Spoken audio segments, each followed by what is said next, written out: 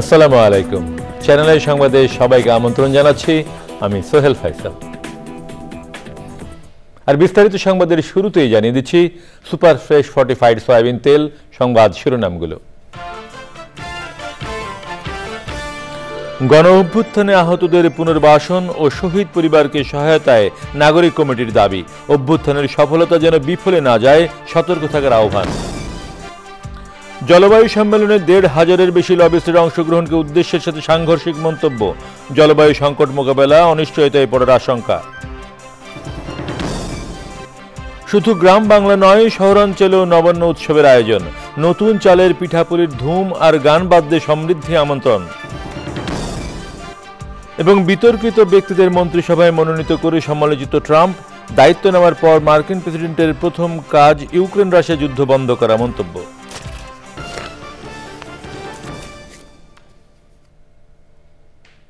প্রিয় দর্শক, সংবাদ শিরোনামগুলো জানাচ্ছিলাম। এখনকার সংবাদ আয়োজনে একই সঙ্গে চ্যানেলের ইউটিউব চ্যানেলে এবং চ্যানেলের ওটিটি প্ল্যাটফর্ম আই স্ক্রিনে লাইভ স্ট্রিম হচ্ছে। এখন যাচ্ছে বিস্তারিত সংবাদে। গণ অভ্যুত্থানে আহতদের পুনর্বাসন ও শহীদ পরিবারকে সহায়তার দাবি জানিয়ে জাতীয় নাগরিক কমিটি বলেছে, এ নিয়ে যেন কোনো রাজনীতি না হয়। আওয়ামী লীগ ও তাদের দোসররা এখনও প্রশাসন সহ সব জায়গায় রয়েছে। অভিযোগ করে বক্তারা বলেন, অভ্যুত্থানের সফলতা যেন বিফলে না যায়, সেদিকে সতর্ক থাকতে হবে। শাকির আদনানের রিপোর্ট। ছাত্র জনতার অভ্যুত্থানের ১০০ দিন পূর্তিতে জুলাই গণহত্যায় দায়ী আওয়ামী লীগের বিচার এবং শহীদ পরিবার ও আহতদের পুনর্বাসনের দাবিতে কেন্দ্রীয় শহীদ মিনারে জাতীয় নাগরিক কমিটির নাগরিক সমাবেশ। আয়োজনে অংশ নেন অভ্যুত্থানে আহত ও বিভিন্ন এলাকায় আন্দোলনে অংশগ্রহণকারীরা। মেডিকেলে আনুমানিক ১৬ দিন ছিলাম ঢাকা মেডিকেলে। আমার গলি পেটে ঢুকে একদম পিঠে বের হয়ে গেছে। ১.৫ মাস থেকে ২ মাস আমার কেউ খবর নেই। আমি আহত হয়েছি মাথায়, হাতে। বৈষম্যবিরোধী ছাত্র আন্দোলনের সাথে যারা জড়িত, যারা আহত, যারা সাফারার, তাদের দিকে একটু সুদৃষ্টি দেওয়ার জন্য। যে কারণে যুদ্ধটা করেছি, আমাদের কি সেই লক্ষ্যটা অর্জন হয়েছে? হয়নি। বিতর্কিত লোককে উপদেষ্টা বানিয়ে আমাদের আন্দোলনকে প্রশ্নবিদ্ধ করছে। বক্তারা বলেন, আহত ও শহীদ পরিবারকে আর্থিক সহ সব ধরনের সহায়তা দিতে হবে। এখনো যারা যথাযথ চিকিৎসা পাচ্ছে না, যেই ভাইদের এখনো যারা দৃষ্টিশক্তি হারিয়ে ফেলেছে, তাদেরকে আরো যতটুকু চিকিৎসা দিয়ে আরেকটু এগিয়ে নেওয়া যায় আমাদের সর্বাত্মক চেষ্টা করাটা। যারা আহত রয়েছে তারা বিভিন্ন হসপিটালে এখনো চিকিৎসা নিচ্ছে। সেখানে বিভিন্ন রাজনৈতিক দল তাদেরকে পকেটস্থ টাকা দিয়ে পকেটস্থ করার চেষ্টা চালাচ্ছে। আমরা এখনো আহত এবং যারা শহীদ ফ্যামিলি, আমরা এ বিষয়ে রাজনৈতিক দলগুলোর কাছে আহ্বান জানিয়ে আসছি, যারা শহীদ, যারা আহত, তাদের নিয়ে রাজনীতি করবেন না। দেশকে অস্থিতিশীল করতে চক্রান্ত চলছে মন্তব্য করে বক্তারা এ বিষয়ে সবাইকে সজাগ থাকার আহ্বান জানান। Shakir Adnan, Channel I, Dhaka. জেল ও রিমান্ডে নখ উপড়ে ফেলা, বৈদ্যুতিক শক দেওয়া ও বিচার বহির্ভূত হত্যাকাণ্ডের চাক্ষুষ সাক্ষী ছিলেন বলে জানিয়েছেন নাগরিক ঐক্যের সভাপতি মাহমুদুর রহমান মান্না। চ্যানেল আইকে তিনি বলেছেন, মিথ্যা জবানবন্দি দেওয়ার জন্য রিমান্ডে তাকে মানসিক নির্যাতন করা হয়েছে। মান্না জানান, আওয়ামী লীগের সন্ত্রাসীদের ভয়ে নিজের কন্যাকে বিদেশে পাঠিয়ে দিতে বাধ্য হয়েছিলেন তিনি। রাজনীতিবিদদের জেল জীবন নিয়ে শনিবারের বিশেষ প্রতিবেদনে আজ মাহমুদুর রহমান মান্নার কথা জানাচ্ছেন মাসরুর শাকিল। মাহমুদুর রহমান মান্না ছাত্রজীবনে জাসদের রাজনীতি দিয়ে রাজনৈতিক জীবন শুরু। বাংলাদেশের একমাত্র ছাত্রনেতা যিনি ঢাকা বিশ্ববিদ্যালয় ছাত্র সংসদের ভিপি ও চট্টগ্রাম বিশ্ববিদ্যালয় ছাত্র সংসদের জিএস ছিলেন। প্রথম জেলও খেটেছেন ছাত্র জীবনে। আমাকে যখন লকআপে দিয়েছে, প্রথম রাতে আমাকে 3টা ছালা দেওয়া হয়েছিল। মানে সেই ছালাটা ঝাড়লে ধুলায় পুরো ঘর অন্ধকার হয়ে যাচ্ছে। তা আমি জানলাম এটা কি, বলতে কম্বল। কম্বল মানে? তখন টিনের একটা বাটি, টিনের একটা থালা দিল, দিয়ে বললে এটাই ঘটি বাটি কম্বল জেলখানার সম্বল। তাহলে এটা দিয়ে কী করবো, এই ছালা দিয়ে কী করবো? বলে একটা কম্বল বিছাবেন, একটা কম্বল ভাঁজ করে বালিশ বানাবেন, আর একটা কম্বল গায়ে দেবেন। আমি বললাম, এই কম্বল গায়ে দেওয়া যাবে কীভাবে? বললো, এটাই সবাই করে। এই রাজনীতিবিদ জানান, বিগত ফ্যাসিস্ট সরকার মিথ্যা অভিযোগে তাকে রিমান্ডে নিয়েছিল, জেলে পাঠিয়েছিল। জেল খেটেছেন টানা 22 মাস। তিনি জানান, রিমান্ড ও জেলে নিজের উপর শারীরিক নির্যাতন না হলেও অন্যের উপর শারীরিক নির্যাতনের সাক্ষী হওয়া তার সারা জীবনের ট্রমা হয়ে আছে। সিভিয়ার টর্চার করে, যেটা করেছে জামাতের আজহার সাহেবের সাথে আমি শুনেছি, তাদের অন্যান্য নেতাদের সাথে করেছে। বলেছে প্রস্রাব করব, দিয়েছে একটা বালতি, এটা প্রস্রাব করব। বালতিটা নাকি এরকম ইলেকট্রিফাইড, প্রস্রাবের 2 ফোঁটা পড়লে ওইখান থেকে ইলেকট্রিসিটি এসে আপনার শরীরে আঘাত করবে, ছিটকে পড়ে যাবে, এরকম হয়েছে। তারপর ধরেন ওই যে পায়ের নখ তোলা ইত্যাদি, ওটা খুবই কমন। জেলে থাকা অবস্থায় মেয়েকে বাঁচাতে বিদেশে পাঠিয়ে দিয়েছিলেন বলে জানান আলোচিত এই রাজনীতিবিদ। আমার মেয়ের উপরে খুব প্রেশার গেছে আওয়ামী পান্নাদের। ও তখন কেবল এ লেভেল দিয়েছে। ওয়াইফ গিয়ে আমাকে জেল গেটে বললো, মেয়েটাকে যদি বাঁচাতে চাও তাহলে দেশে রাখা যাবে না, যে কোনো দিন উঠিয়ে নিয়ে যাবে একে, যে কোনো জায়গা থেকে পাঠিয়ে দাও।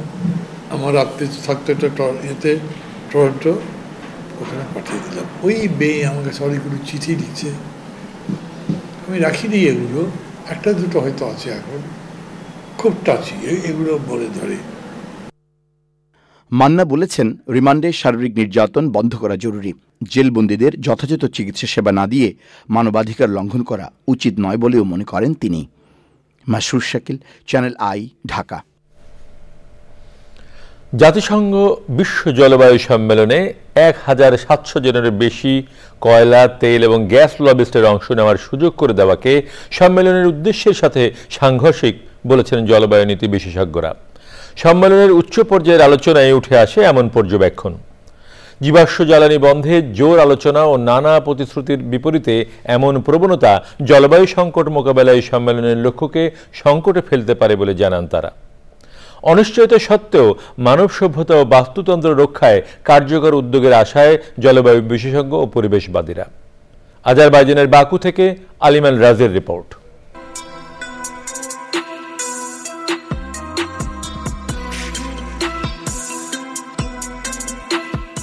হুমকিতে থাকা সভ্যতা রক্ষায় প্রায় 3 দশক ধরে আয়োজিত হচ্ছে জাতিসংঘ বিশ্ব জলবায়ু সম্মেলন। দীর্ঘ পদযাত্রায় নানা লক্ষ্যমাত্রা অর্জিত হলেও এবার প্রশ্ন উঠল খোদ সম্মেলনের কার্যকারিতা নিয়ে। জাতিসংঘের প্রাক্তন মহাসচিব বান কি মুন, আয়ারল্যান্ডের সাবেক প্রেসিডেন্ট মেরি রবিনসন, প্রাক্তন ইউএন জলবায়ু প্রধান ক্রিশ্চিয়ানো ফিগুয়েরেস এবং বিখ্যাত জলবায়ু বিজ্ঞানী জোহান রকস্ট্রমের মতো প্রভাবশালী ব্যক্তিরা একটি চিঠিতে জাতিসংঘকে জানিয়েছেন, কপ সম্মেলন আর কার্যকর নয় এবং এর প্রক্রিয়াটি আরও সহজ করা উচিত। বিশ্ব রাজনীতির ও ক্ষমতাধর পালাবদল ও প্রভাবশালী কিছু দেশের পিছুটান নীতি সত্ত্বেও চলমান কপের সম্ভাবনা দেখছেন বিশেষজ্ঞরা। রাজনৈতিক সদিচ্ছার পাশাপাশি পরিবেশবান্ধব প্রযুক্তি ও অর্থনীতি বিনির্মাণের বিকল্প নেই বলেও মত তাদের। 198টা দেশের নেগোসিয়েটাররা প্রোগ্রাম অনুযায়ী নেগোসিয়েট করছে এবং এই নেগোসিয়েশনে তো প্রত্যেকটা দেশ তাদের স্বার্থ দেখতে চায়, ঘাড়ে বেশি চাপ নিতে চায় না, কিন্তু সবাই চায় যে পুরো প্রসেসটা এগোক। এখন এই পার্টিকুলার কপটাকে আজারবাইজান চেয়েছিল ফাইন্যান্সের ব্যাপারে সিদ্ধান্ত হোক। মজার জিনিস হচ্ছে ফাইন্যান্স বলতে কি কি বুঝায়, তার এলিমেন্টগুলো কি কি, তার ডেফিনেশন পর্যন্ত হয়নি গত 30 বছর। অনিশ্চয়তা কাটিয়ে সমন্বিত উদ্যোগে জলবায়ু ন্যায্যতা প্রতিষ্ঠার আহ্বান পরিবেশবাদী সংগঠনগুলোর। গ্রিন এনার্জির ব্যাপার, গ্রিন ইকোনমির ব্যাপার, বাংলাদেশের প্যাভিলিয়নেও গ্রিন ডিজাস্টার ম্যানেজমেন্ট নিয়ে কথা হয়েছে। এখানে গ্রিন টেকনোলজি যদি আমরা ব্যবহার করতে চাই তাহলে কিন্তু আমাদের ফান্ড লাগবে। আমরা খুবই আশ্চর্য হয়েছি যে 1700-র বেশি লবিস্ট, ক্লাইমেট বিশেষজ্ঞরা একটু অন্যভাবে দেখছেন, তারা কিন্তু এটাকে সহজভাবে মেনে নেননি। সবাই একটু ডিসহার্টেন, যে ধরনের আশা ছিল যে এখানে ক্লাইমেট ফাইন্যান্স নিয়ে এবার যেই ডিসিশনগুলো হবে সেগুলো কিন্তু সেভাবে উঠে আসছে না, কারণ ফাইন্যান্সের কথা বলা হচ্ছে কিন্তু ফাইনাল ডিসিশন কিন্তু আসছে না। তো সুতরাং এখানে কিন্তু একটা বটলনেক হয়ে রয়েছে এই ব্যাপারটি। তো আরও বেশ কিছুদিন বাকি রয়েছে এই কনফারেন্সের, সুতরাং সেখানে বোঝা যাবে আসলে আমরা বাকুতে কতটুকু এগোতে পেরেছি এই ক্লাইমেট চেঞ্জ কনফারেন্সে। এদিকে ক্রমবর্ধমান বৈশ্বিক উষ্ণতায় ধুঁকতে থাকা ধরিত্রী ও সভ্যতা রক্ষায় সম্মেলন চত্বরে বিক্ষোভ সহ নানা কর্মসূচি পালন করেছে বিশ্বের বিভিন্ন অঞ্চলের পরিবেশবাদী ব্যক্তি ও সংগঠন।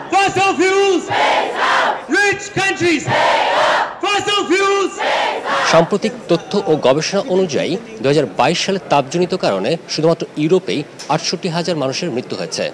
পূর্বাভাস অনুযায়ী যদি বৈশ্বিক উষ্ণতা এভাবে বাড়তেই থাকে তাহলে অদূর ভবিষ্যতে হুমকিতে পড়বে পুরো সভ্যতা। সংকট উত্তরণে তাই জীবাশ্ম জ্বালানি ব্যবহার বন্ধের পাশাপাশি প্রয়োজন ব্যাপক সবুজায়ন। আলিম আল রাজি, চ্যানেল আই, বাকু, আজারবাইজান। দেশের গৌরবময় সাংস্কৃতিক ঐতিহ্যের প্রতীক বেনারসি শাড়ি। বিয়ে বা যে কোনো বাঙালি উৎসবে সব প্রজন্মের কাছেই বেনারসি খুব পছন্দের পোশাক। কিন্তু এই পেশায় নিয়োজিত তাঁতিরা ভালো নেই, নানা সংকটে জর্জরিত তাদের জীবন। ঢাকার মিরপুরের বেনারসি পল্লীর তাঁতিদের জন্য ভাসান থেকে পুনর্বাসন প্রকল্প হাতে নেওয়ার 30 বছরেও বাস্তবায়ন হয়নি সে প্রকল্প। ভাসান থেকে নয়, শরীয়তপুর ও মাদারীপুরেই তাঁতিদের পুনর্বাসনের চিন্তা করছে অন্তর্বর্তী সরকার। আক্তার হোসেনের রিপোর্ট। রাজধানীর মিরপুরে বিহারি রিফিউজি ক্যাম্পের এমন ঘিঞ্জি ও ময়লা পরিবেশেই কাজ করছেন ইতিহাস ঐতিহ্যের রাজকীয় ও অভিজাত পোশাক বেনারসি শাড়ির কারিগরেরা। বাজারে ভারতীয় ও মেশিনে তৈরি শাড়ির দাপটে কোণঠাসা হস্তচালিত তাঁতিরা অনেকেই পৈতৃক পেশা ছেড়ে বিকল্প উপার্জনেরও পথ খুঁজছেন। দিয়ে দিচ্ছি করে দিমু দিচ্ছি আশা আশা তাঁতিরা অনেক তাঁতি মরে গেছে, অনেক তাঁতি নিঃস্ব হয়ে গেছে ব্যবসা থেকে, অনেক তাঁতি অন্য পেশা চলে গেছে।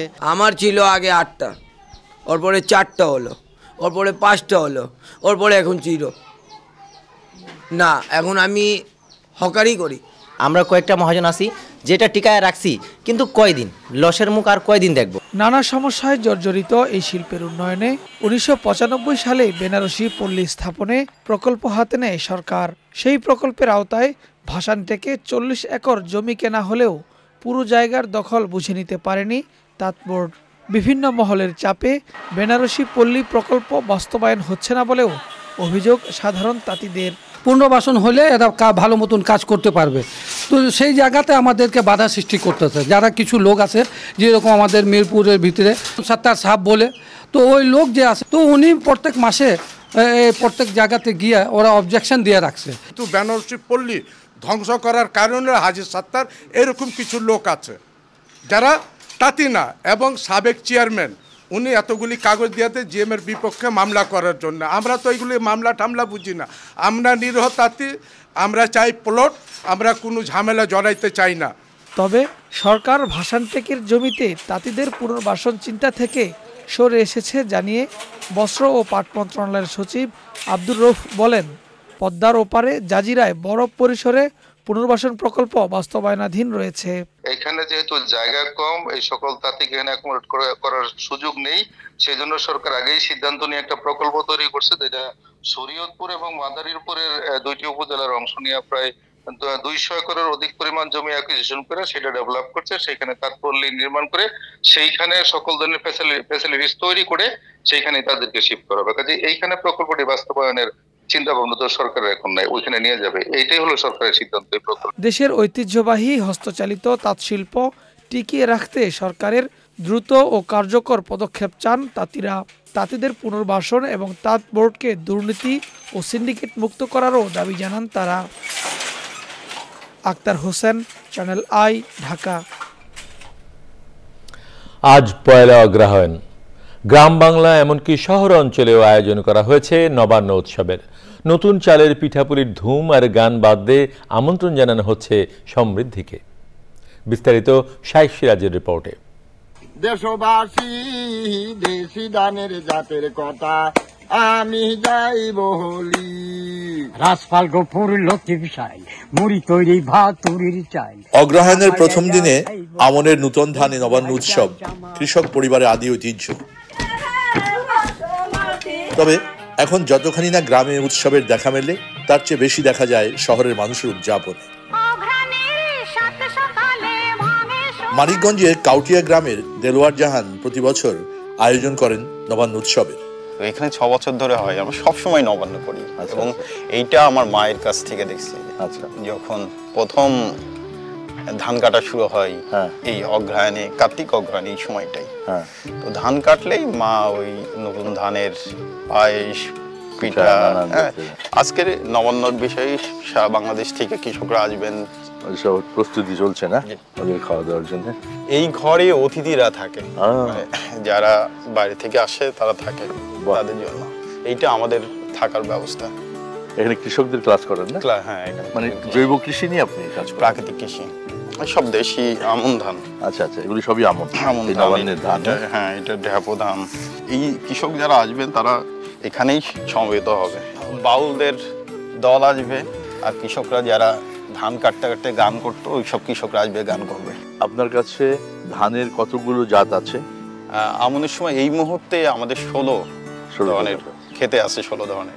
এগুলি কি সব আদিজাত? সব আদিজাত। দেশের বিভিন্ন জেলায় উপর্যুপরি বন্যায় এবার অনেক কৃষক পরিবারেই থাকছে না নবান্নের উৎসব। উদ্যোক্তা কৃষক দেলোয়ার বলছেন, দেশের সব কৃষকের সঙ্গে ভাগ করে নিতে চান উৎসবের আনন্দ। নবান্ন আগের মতো না থাকার একটা প্রধান কারণ হচ্ছে আমাদের আদি ধান হারিয়ে যাওয়া। এটা হচ্ছে প্রথম কারণ। কারণ বন্যা ঝড় যাই হোক না কেন আদি ধানটা টিকে থাকতো, কিন্তু আদি ধান নেই। এই কারণেই যে অঞ্চলগুলো বাংলাদেশে সাম্প্রতিক সময় বন্যা হয়েছে ওই অঞ্চলগুলোতে অনেক কৃষক, অনেক পরিবার, হাজার হাজার পরিবার যারা এই সময়ে তাদের ঘরে ধান উঠবে না, তাদের মনে আনন্দ নেই, তারা নবান্ন করতে পারবে না।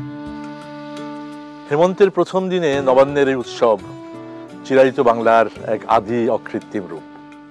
তবে এবছর অনেক কৃষক পরিবারের মাঝেই থাকবে না এই আনন্দের উৎসব আর পিঠাপুলির ধুম।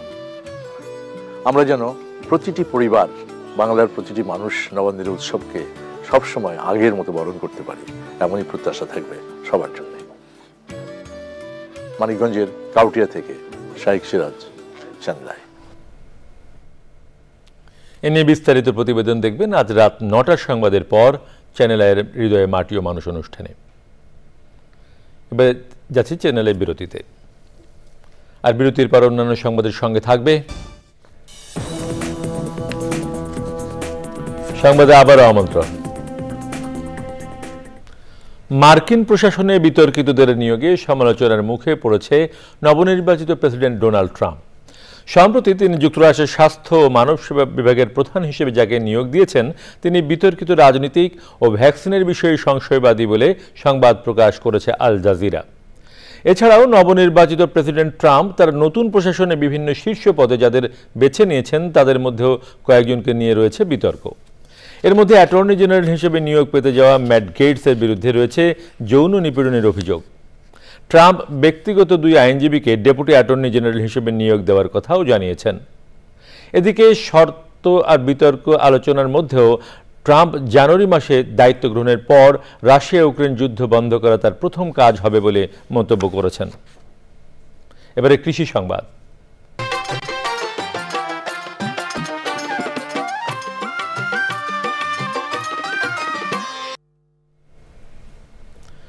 নরসিংদী জেলায় গত 5 বছরে কোয়েল পাখির বাণিজ্যিক খামার বেড়েছে প্রায় 2.5 গুণ।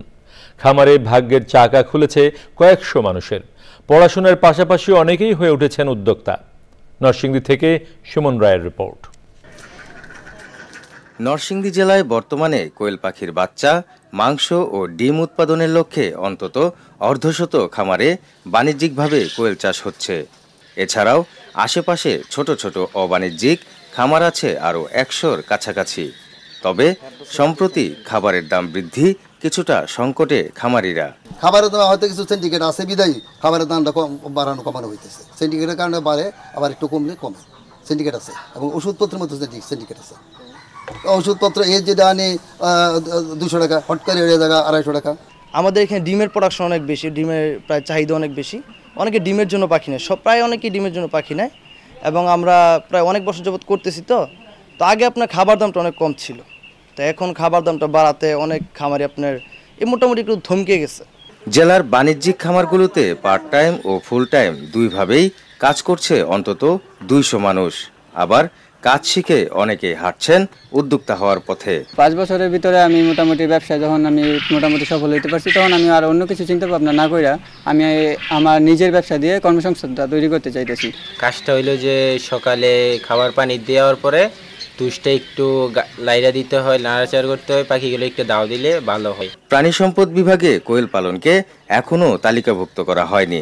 তালিকাভুক্ত করার চেষ্টা চলছে জানিয়েছে প্রাণী সম্পদ বিভাগ। আমাদের প্রাণী সম্পদ থেকে শুধু প্রশিক্ষণ ছাড়া যদি আমরা তাদেরকে অন্যান্য অনেক সুবিধায় যেমন ঋণ সুবিধায় আমরা নিয়ে আসতে পারতাম, যদি আরও আমাদের যেমন রেজিস্ট্রেশনের আওতায় যদি এই সমস্ত খামারগুলো নিয়ে আসা যেত তাহলে আরও খুব বেশি আগ্রহী হতো। তো আমরা চেষ্টা করতেছি গ্রামীণ মহিলাদেরকে উন্নয়নের জন্য যাতে করে তারা কোয়েল পালতে আগ্রহী। যথাযথ প্রশিক্ষণের পাশাপাশি সহজ শর্তে ঋণ দেওয়া হলে এই খাতে নতুন উদ্যোক্তা তৈরি এবং কর্মসংস্থান বৃদ্ধি সম্ভব বলছেন সংশ্লিষ্টরা। নরসিংদী থেকে সুমন রায়, চ্যানেল আই। এবারে প্রকৃতি সংবাদ।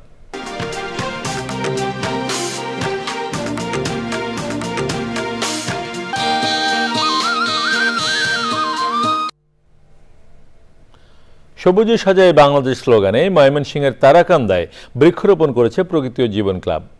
বন বিভাগের সহযোগিতায় উপজেলার তালদিঘি সরকারি প্রাথমিক বিদ্যালয়ে শিক্ষার্থীদের ফলদ ও বনজ গাছের চারা বিতরণ করা হয়। কর্মসূচিতে সুধীজনরা অংশ নেন। শেখ মহিউদ্দিন আহমেদের তথ্য ও নাজিমুদ্দিন সাইদের ভিডিও চিত্রে আফরোজা হাসির রিপোর্ট।